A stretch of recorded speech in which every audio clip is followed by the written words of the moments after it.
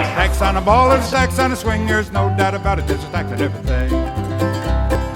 Hello there and welcome to the TPA's third weekly video. I'm Jen and he's Harry and we're here to talk about problems in Parliament and policy victories. It's been a great week for both.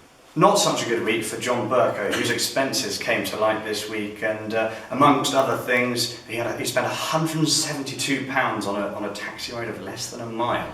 Frankly, whoever made the arrangements has some serious questions to answer. Our campaign director was hardly out for the media, making sure that we expressed our opinion, which wasn't entirely flattering, on this obscene waste of taxpayers' money. And that's not it for problems in Parliament, and we're not just talking about Lord Sewell.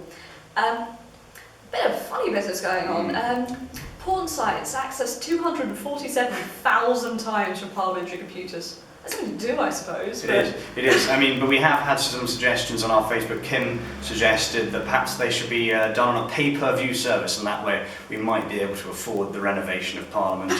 We've also had some good policy victories this week, so Jen.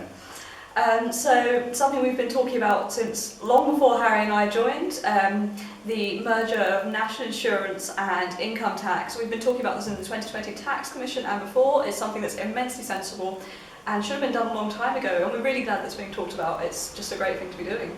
Another one, we had the Green Deal was abolished last week. These are subsidies for people to do up their homes in an eco-friendly fashion. These have been abolished. They're very expensive to the taxpayer, had very poor take-up rate, and we argue that they should be abolished in the spending plan, which we published earlier this year, and we're pleased to say they're gone. And lastly, George Osborne has announced a root and branch investigation of Britain's foreign aid programmes. As we discussed 2 weeks ago, it's very important that taxpayers know they're getting value for money with these programmes, that no aid money is wasted. So we're very pleased to hear about that as well.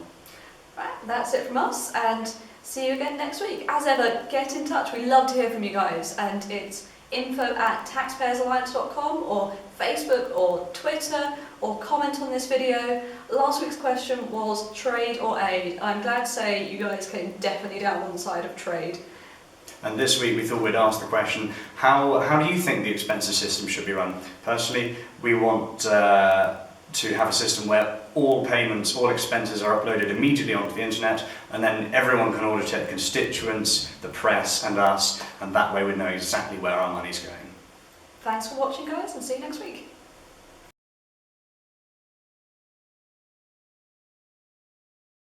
They seem quite exciting. Right. I don't want one, I just want the excitement to run. Yeah, whatever.